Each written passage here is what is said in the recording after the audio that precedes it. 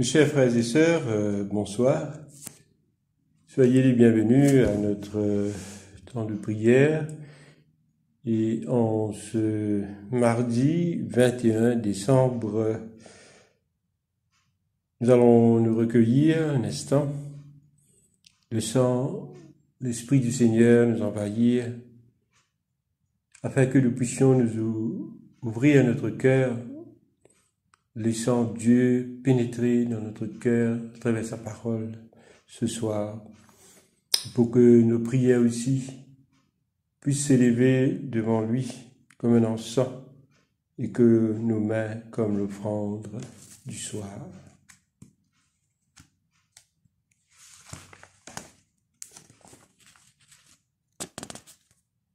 Jésus dit « Je suis la lumière du monde. Celui qui vient à ma suite ne marchera pas dans les ténèbres. Il aura la lumière qui conduit à la vie. » Chers amis dans le Christ, en présence du Dieu Tout-Puissant et d'un cœur docile et pénitent, confessons donc nos péchés pour que dans sa bonté infinie et sa miséricorde, il nous accorde le pardon. Ensemble, nous allons dire la prière pénitentielle.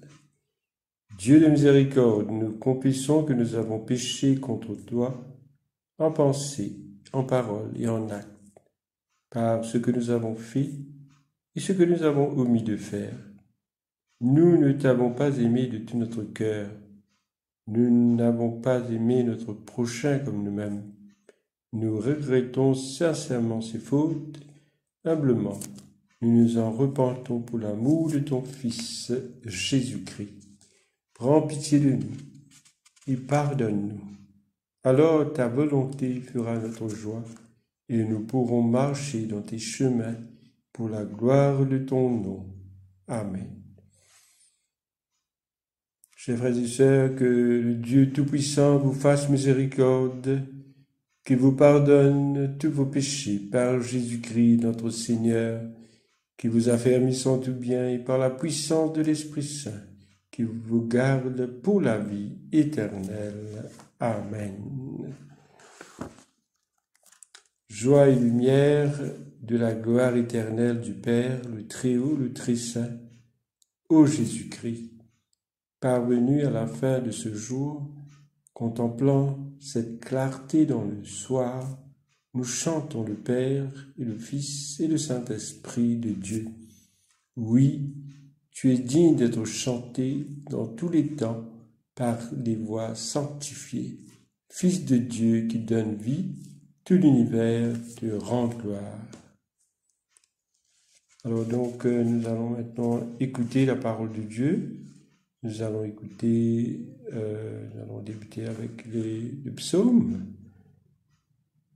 Écoutons ce que Dieu a à nous dire ce soir. Écoutons et méditons sur le psaume 111 et 113. Louez l'Éternel. Je louerai l'Éternel de tout mon cœur, dans la réunion des hommes droits et dans l'assemblée. Les œuvres de l'Éternel sont grandes, recherchées par tous ceux qui les aiment. Son œuvre n'est que splendeur et magnificence, et sa justice subsiste à jamais. Il a laissé la mémoire de ses prodiges. L'Éternel miséricordieux et compatissant. Il a donné de la nourriture à ceux qui le craignent. Il se souvient toujours de son alliance. Il a manifesté à son peuple la puissance de ses œuvres, en lui livrant l'héritage des nations. Les œuvres de ses mains sont fidélité et justice. Toutes ses ordonnances sont véritables, affermies pour l'éternité, faites avec fidélité et droiture. Il a envoyé la délivrance à son peuple. Il a établi pour toujours son alliance. Son nom est saint et redoutable. La crainte de l'Éternel est le commencement de la sagesse. Tous ceux qui l'observent ont une raison saine. Sa gloire subsiste à jamais. Psaume 113. Louez l'Éternel, serviteurs de l'Éternel. Louez, louez le nom de l'Éternel. Que le nom de l'Éternel soit béni, dès maintenant et à jamais. Du lever du soleil jusqu'à son couchant, que le nom de l'Éternel soit célébré. L'Éternel est élevé au-dessus de toutes les nations. Sa gloire est au-dessus des cieux, qui est semblable à l'Éternel notre Dieu. Il a sa demeure en nous. Il abaisse des regards sur les cieux et sur la terre. De la poussière, il retire le pauvre. Du fumier, il relève l'indigent. Pour les faire asseoir avec les grands de son peuple. Il donne une maison à celle qui était stérile. Il en a fait une mère joyeuse au milieu de ses enfants. Louez l'Éternel. Gloire soit au Père, au Fils et au Saint-Esprit, comme il était au commencement, comme il est maintenant et comme sera éternellement. Amen. Amen. Lecture du livre d'Ésaïe, le chapitre 28, les versets 9 à 22. À qui veut-on enseigner la sagesse? À qui veut-on donner des leçons? Est-ce à des enfants qui viennent d'être sévrés, qui viennent de quitter la mamelle? Car c'est précepte sur précepte, précepte sur précepte, règle sur règle, règle sur règle, un peu ici, un peu là. Eh bien, c'est par des hommes aux lèvres balbutiantes et au langage barbare que l'Éternel parlera à ce peuple. Il lui disait, voici le repos, laissez reposer celui qui est fatigué, voici le lieu du repos. Mais ils n'ont point voulu écouter. Et pour eux, la parole de l'Éternel sera précepte sur précepte, précepte sur précepte, règle sur règle, règle sur règle, un peu ici, un peu là, afin qu'en marchant, ils tombent à la renverse et se brisent, afin qu'ils soient enlacés et pris. Écoutez donc la parole de l'Éternel, moqueurs, vous qui dominez sur ce peuple de Jérusalem. Vous dites, nous avons fait une alliance avec la mort, et nous avons fait un pacte avec le séjour des morts. Quand les fléaux débordés passera, il ne nous atteindra pas, car nous avons la fausseté pour refuge et le mensonge pour abri. C'est pourquoi ainsi parle le Seigneur l'Éternel. Voici j'ai mis pour fondement en Sion une pierre éprouvée, une pierre angulaire de prix, solidement posée. Celui qui la prendra pour appui n'aura point hâte de fuir. Je ferai de la droiture une règle et de la justice un niveau, et la grêle emportera le refuge de la fausseté, et les eaux inonderont l'abri du mensonge. Votre alliance avec la mort sera détruite. Votre pacte avec le séjour des morts ne subsistera pas, car le fléau débordé passera. Vous serez par lui foulés aux pieds. Chaque fois qu'il passera, il vous saisira, et car il passera tous les matins, le jour et la nuit, et son bruit seul donnera l'épouvante. Le lit sera trop court pour s'y étendre, et la couverture trop étroite pour s'en envelopper, car l'Éternel se lèvera comme à la montagne de Pératsim, il s'irritera comme dans la vallée de Gabaon, pour faire son œuvre étrange, pour exécuter son travail inouï. Maintenant, ne vous livrez point à la moquerie, de peur que vos liens ne soient resserrés, car la destruction de tout le pays est résolue. Je l'ai appris du Seigneur, de l'Éternel des armées. Ici prend fin la lecture. Saint Luc, chapitre 1er, les versets 39 à 55. Dans ce même temps, Marie se leva et s'en alla en hâte vers les montagnes dans une ville de Juda. Elle entra dans la maison de Zacharie et salua Élisabeth. Dès qu'Élisabeth entendit la salutation de Marie, son enfant tressaillit dans son sein, et elle fut remplie du Saint-Esprit. Elle s'écria d'une voix forte, « Tu es bénie entre les femmes, et le fruit de ton sein est béni. Comment m'est-il accordé que la mère de mon Seigneur vienne auprès de moi? Car voici, aussitôt que la voix de ta salutation a frappé mon oreille, l'enfant a tressailli d'allégresse dans mon sein. Heureuse celle qui a cru, parce que les choses qui lui ont été dites de la part du Seigneur auront leur accomplissement. Et Marie dit, « Mon âme exulte le Seigneur, et mon esprit se réjouit en Dieu, mon Sauveur, parce qu'il a jeté les yeux sur la bassesse de sa servante. Car voici, désormais toutes les générations me diront bienheureuse, parce que le Tout-Puissant a fait pour moi des grandes choses. Son nom est saint, et sa miséricorde s'étend d'âge en âge sur ceux qui le craignent. Il a déployé la force de son bras, il a dispersé ceux qui avaient dans le cœur des pensées orgueilleuses, il a renversé le puissant de leur trône, il a élevé les humbles, il a rassasié de bien les affamés, et il a envoyé les riches à vide. Il a secouru Israël, son serviteur, et il s'est souvenu de sa miséricorde, comme il avait dit à nos pères envers Abraham et sa postérité pour toujours. Ici prend fin la lecture.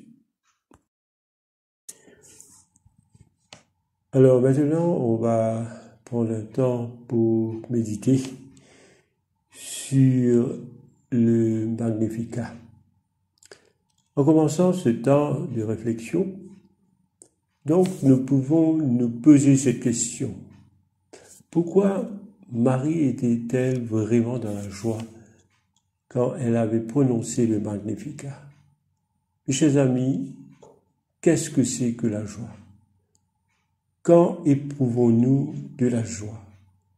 Et qu'est-ce qui apporte cette joie en nous?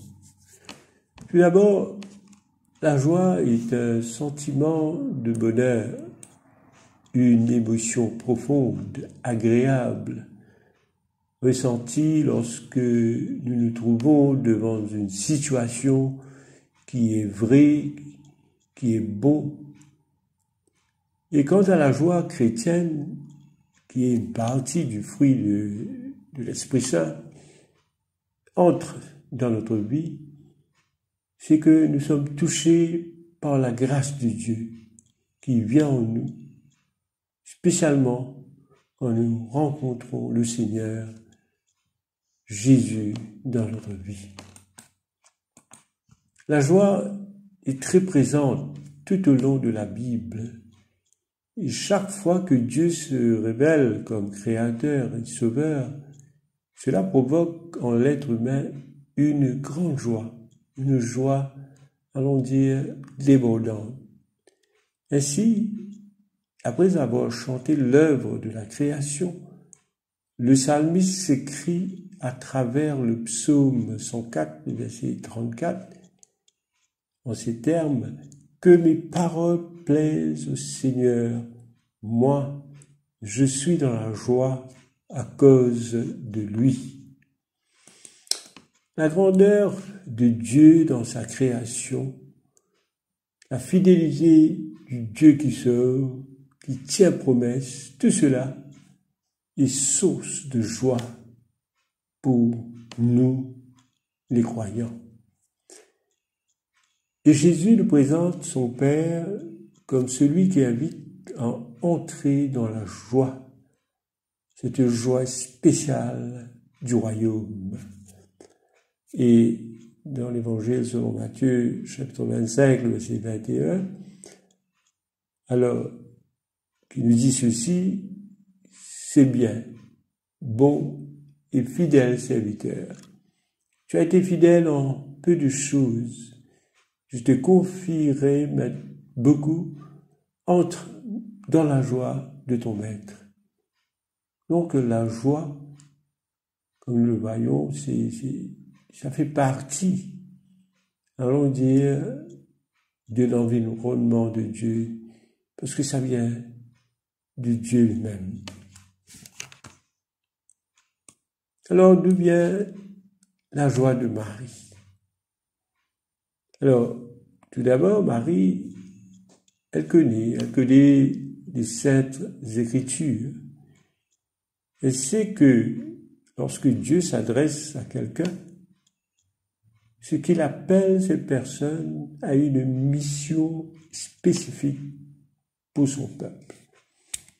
Et tout comme Dieu avait appelé Abraham, ou il avait appelé Moïse, alors il avait dit à Moïse, « Je suis avec toi. » Et voici, à tel signe on reconnaîtra que c'est moi qui t'ai envoyé.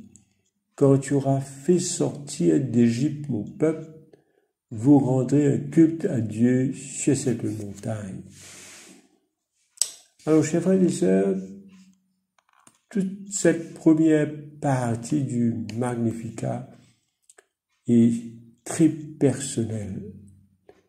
Donc, ça concerne cette relation de Dieu envers Marie. Alors, parce que Marie contemple tout d'abord, ce que le Seigneur a fait pour elle.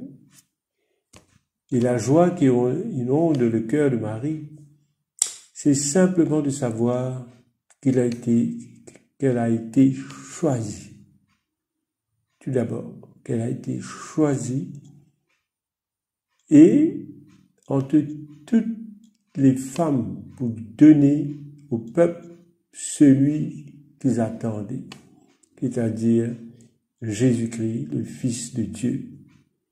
Et c'est alors que s'élève ce chant de louange et d'action de grâce. Donc Marie est plongée dans l'amour profond de celui qui l'a créé et celui qui l'a sauvé. Et si elle est comblée de grâce, c'est parce que celui qu'elle porte en elle, c'est-à-dire le Christ, par avance l'a racheté, l'a libéré. Alors, c'est lui, Dieu, son sauveur. Alors, personnellement, Marie est l'objet de l'amour unique de son Dieu, un Dieu qui la connaît personnellement et qui l'aime. La raison profonde de la joie de Marie, c'est qu'elle sait déjà que Dieu est son sauveur. Et Dieu a posé son regard sur elle. Il a regardé surtout l'humilité de sa servante. Et c'est Dieu qui a eu l'initiative de la choisir. Et comment Marie aurait-elle pu imaginer une mission pareille, autant importante, c'est-à-dire cette grande mission d'apporter Jésus dans ce monde. Donc Marie présente devant Dieu, malgré tout cela, malgré qu'elle va porter le Christ en elle, elle va se présenter devant son Dieu dans toute son humilité. Et là, elle sera dans la joie qui émane, bien sûr, de l'Esprit Saint. Et par conséquent, les paroles qui sortiront de la bouche de Marie seront imprégnées de joie et d'espérance. Là, nous entrons dans un mystère. On appelle ça le mystère de l'incarnation de Dieu en Jésus-Christ. Alors l'incarnation, c'est comme, allons dire, un chemin. Un chemin en provenance du Père qui ira directement jusqu'à la croix et ensuite pour remonter vers le Père. Et pour ce chemin d'incarnation, donc Dieu a regardé elle, la jeune fille, Marie. Et Dieu l'a enveloppée d'un regard plein de tendresse, d'amour, et cela gratuitement, quand Marie n'avait rien à donner. Elle a seulement ouvert son cœur et son corps à l'amour de Dieu, où celui qui est amour lui-même va prendre chair en elle. Mes chers amis, malgré qu'elle porte Jésus le Sauveur du monde en elle, Marie deviendra encore plus humble. Elle est si petite devant ce grand mystère de l'incarnation. Mais Dieu en a décidé ainsi, et c'est pour cela que Marie chante ce que Dieu a fait en elle, pour elle et par elle. Et elle proclame que désormais, ce que Dieu a fait pour toutes les générations la proclameront bienheureuse. Marie donc reçoit tout de Dieu et fait tout remonter vers lui en louange et adoration. Le Seigneur a fait pour elle de grandes choses. Saint est le nom du Seigneur. Oui, Dieu est saint. Dieu est grand. Mais aussi, il est celui qui se fait tout petit pour rejoindre à travers Marie toute l'humanité, ainsi pour faire don de sa grâce. Alors, mes chers frères et sœurs, comme nous approchons de ce temps de la Noël, et nous terminons ici avec le temps de l'Avent, soyons aussi dans la joie, cette joie qui vient du Seigneur lui-même, parce que nous savons qu'il nous a choisis. Il nous a choisis tout à chacun pour une mission spécifique. Et la plus grande mission pour nous, bien sûr, c'est toujours d'emmener la joie encore dans le cœur de ceux qui sont dans la tristesse, de ceux qui souffrent aujourd'hui. Cette joie qui vient du Seigneur.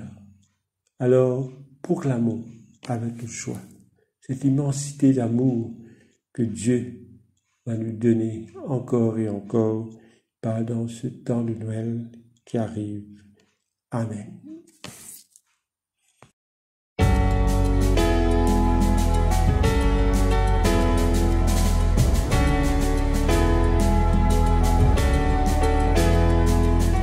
Voice is crying into wilderness, prepare the way of the Lord. He'll come with justice and set captives free. Mighty is the Lord.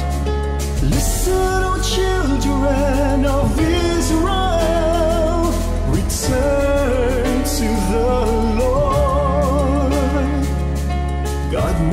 promise from the prophets of old. He'll send the Savior of the world. And I say, prepare the way, prepare the way, prepare the way of the Lord. Prepare the way, prepare the way, prepare the way of the Lord.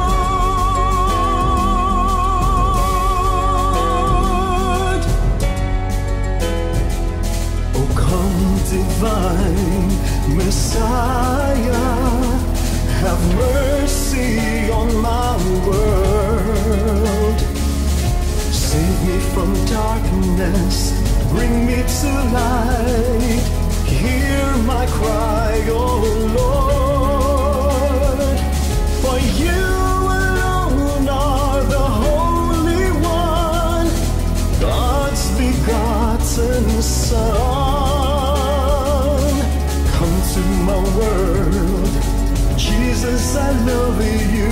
I lift my voice and I say, prepare the way, prepare the way, prepare the way of the Lord. Prepare the way, prepare the way, prepare the way of the Lord.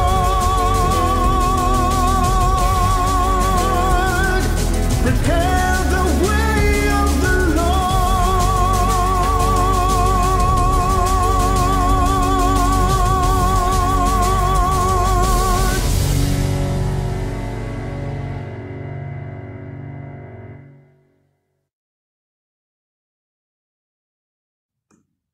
Cantique de Siméon.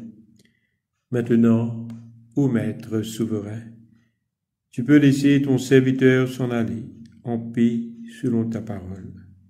Quand mes yeux ont vu le salut que tu préparais à la face des peuples, lumière qui se révèle aux nations et donne gloire à ton peuple Israël.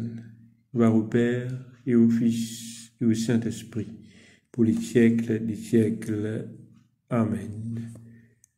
Nous ensemble disons le symbole des apôtres. Je crois en Dieu le Père Tout-Puissant, Créateur du ciel et de la terre, et en Jésus-Christ, son Fils unique, notre Seigneur, qui a été conçu du Saint-Esprit, est né de la Vierge Marie, a souffert sous Ponce Pilate, a été crucifié et mort, et a été enseveli et descendu aux enfers. Le troisième jour est ressuscité des morts, est monté aux cieux, est assis à la droite du Dieu le Père Tout-Puissant, d'où il viendra juger les vivants et les morts. Je crois en l'Esprit Saint, à la Sainte Église catholique, à la communion des saints, à la rémission des péchés, à la résurrection de la chair et à la vie éternelle. Amen. Le Seigneur soit avec vous et avec votre esprit. Prions le Seigneur. Notre Père, qui es aux cieux, que ton nom soit sanctifié, que ton règne vienne, que ta volonté soit faite sur la terre comme au ciel. Donne-nous aujourd'hui notre pain de ce jour. Pardonne-nous nos offenses, comme nous pardonnons aussi à ceux qui nous ont offensés. Ne nous soumets pas à la tentation, mais délivre-nous du mal, car c'est à toi qu'appartiennent le règne, la puissance et la gloire, pour les siècles et les siècles. Amen. Invocation, série A. Fais-nous voir, Seigneur, ton amour, et donne-nous ton salut. Revêt tes prêtres de justice, que tes fidèles crient de joie. Donne la paix, Seigneur, à toute la création. Toi seul peux nous donner de vivre en sûreté.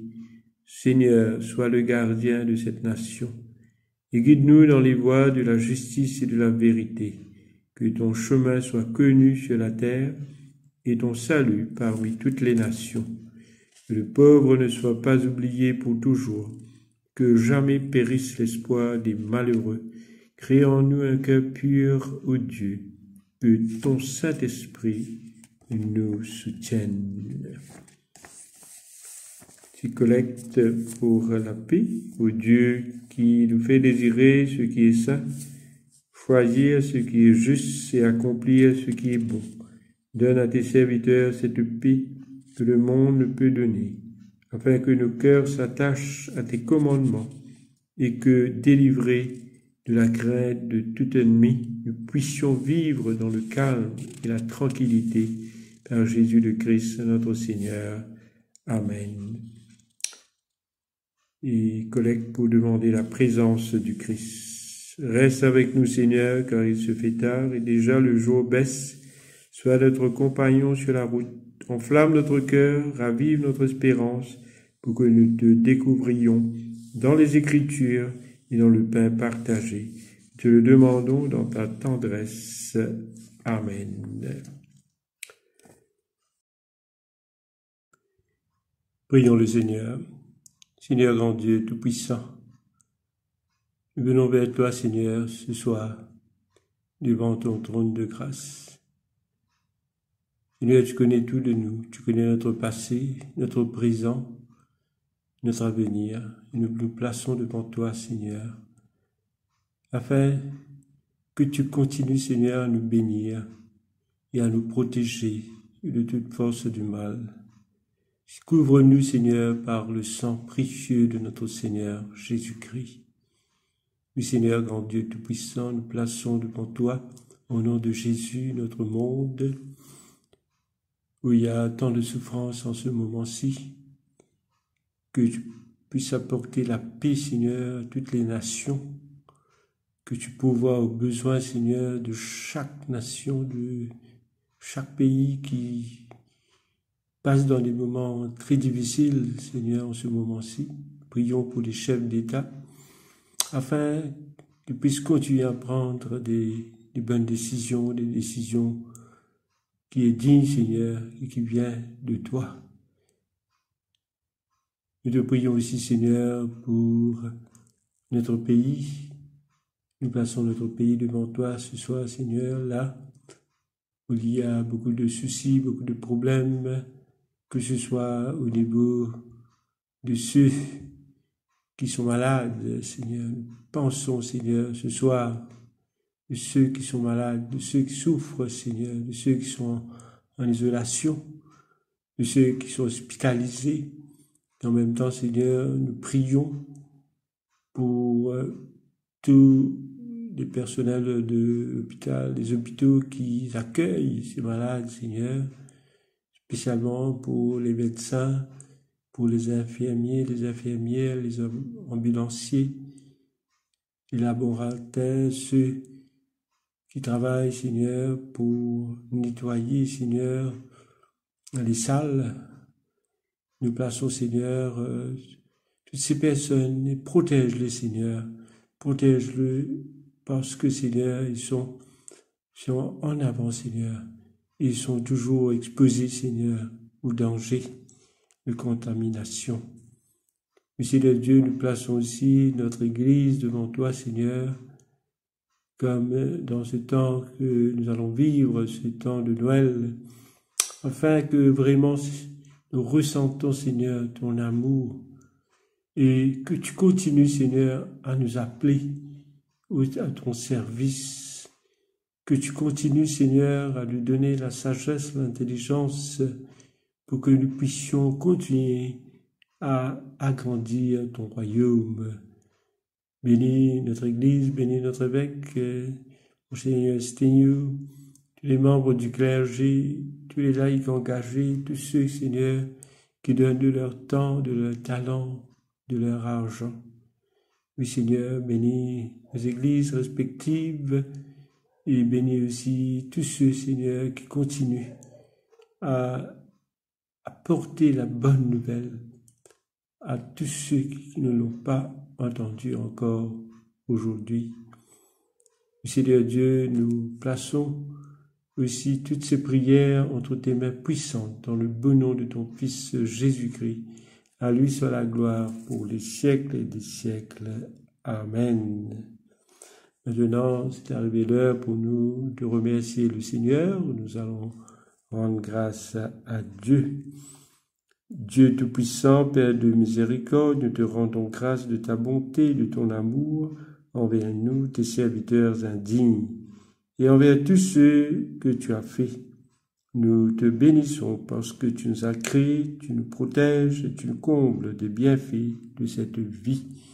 Mais surtout parce que dans ton amour inépuisable, tu as racheté le monde par ton Fils Jésus-Christ. Et tu nous donnes les moyens de recevoir ta grâce et l'espérance de la gloire sans fin. Nous t'en prions, rends-nous sensibles à ta miséricorde, pour que nous te rendions gloire d'un cœur reconnaissant, non seulement de nos lèvres, mais par toute notre vie, et en nous mettant à ton service et en marchant devant toi dans la justice et la sainteté tout au long de nos jours. Nous te le demandons par ton Fils Jésus le Christ, notre Seigneur. Amen. Prière de Saint Jean Chrysostome. Dieu Tout-Puissant, toi qui nous as accordé la grâce de t'adresser d'un cœur unanime notre prière commune, tu as promis par ton Fils que lorsque 2 ou 3 se réuniraient en son nom, tu serais au milieu d'eux. Comble maintenant, Seigneur, nos désirs et nos vœux, selon ce qui nous est utile. Donne-nous en cette vie la connaissance de ta vérité et dans le monde à venir, la vie éternelle. Amen. Bénissons le Seigneur, nous rendons grâce à Dieu. Que le grand Dieu, le Dieu d'espérance, nous comble de joie et de paix, afin que nous débordions d'espérance par la puissance de l'Esprit Saint. Et que le grand Dieu, le Dieu Tout-Puissant, vous bénisse au nom du Père et du Fils et du Saint-Esprit. Amen. Voilà, nous avons terminé avec ce temps de prière. Donc, je vous souhaite de passer une très bonne soirée et que le Seigneur continue à vous protéger et à pourvoir inlassablement à tous vos besoins. Merci beaucoup. Au revoir.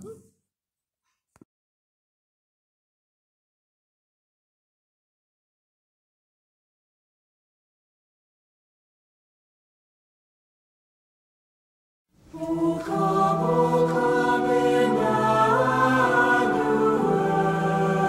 and ransom captive Israel, that mourns in lonely exile near, until the Son of God appear. Rejoice, rejoice, Emmanuel shall come to you, O Israel. O come, O Christ our friend, Christ thy love for all things might and broad. To us thou knowledge show, and teach us in her way.